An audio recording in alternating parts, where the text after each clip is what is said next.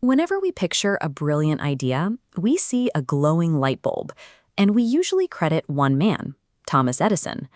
Our history books paint him as the ultimate lone genius, laboring away in his lab to single-handedly build the modern electrical age.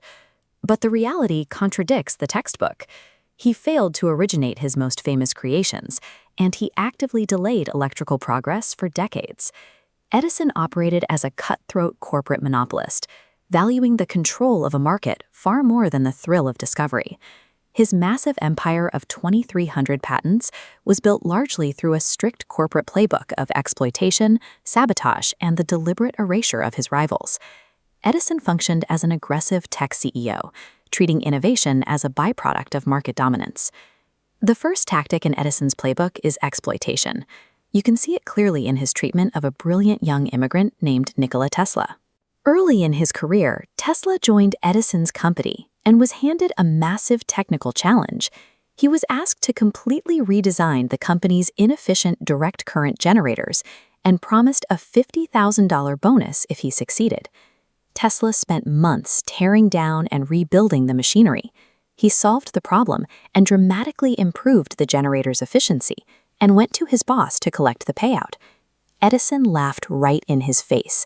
He refused to pay the bonus, telling Tesla he still had to learn about American humor. Tesla quit shortly after. This was a calculated business move. Edison viewed superior intellect as a resource to be extracted for free labor. When exploitation failed to secure his dominance, Edison turned to his second tactic, sabotage. This played out during the bitter technological war between direct current and alternating current. Alternating current, or AC, has a massive physical advantage. A single plant transmits energy across continent-wide distances with minimal loss. Direct current couldn't do that. Edison's DC power required dozens of redundant, overlapping stations in every single neighborhood. In the real world, this created a logistical nightmare. City streets became choked with dangerous arrays of heavy cables and wooden poles. Recognizing the obvious flaws in DC, engineers like Tesla and George Westinghouse began aggressively pushing the superior AC technology. This directly threatened Edison's heavy financial investments in his existing infrastructure. Rather than adapt his business to use the better technology, Edison launched a ruthless smear campaign to convince the public that alternating current was a deadly menace. He orchestrated gruesome public relations stunts, climaxing with the electrocution of an elephant. He wired the animal with 6,600 volts of AC power in front of 1,500 live spectators, specifically to breed terror among consumers. Edison was entirely willing to stunt human progress and commit acts of public cruelty simply to protect the market share of his inferior product. The final tactic in his playbook is acquisition and erasure. Look at the crown jewel of his empire, the incandescent light bulb. The original concept belonged to a German inventor named Heinrich Goebel, who tried to sell the idea to Edison.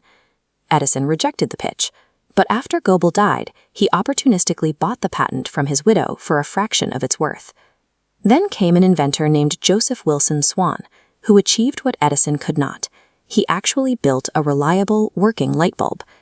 Since he couldn't beat Swan on the engineering front, Edison pivoted to business. He formed a joint company with his rival, absorbed the superior technology, and then slowly erased Swan's name from the corporate history.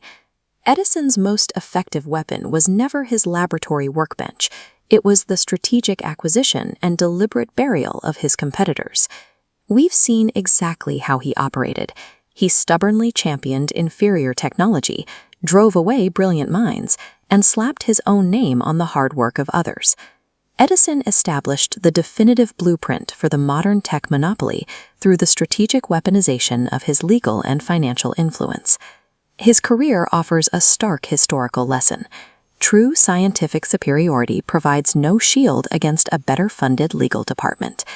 History is rarely written by the smartest engineer in the room. It is written exclusively by the man who owns the patent.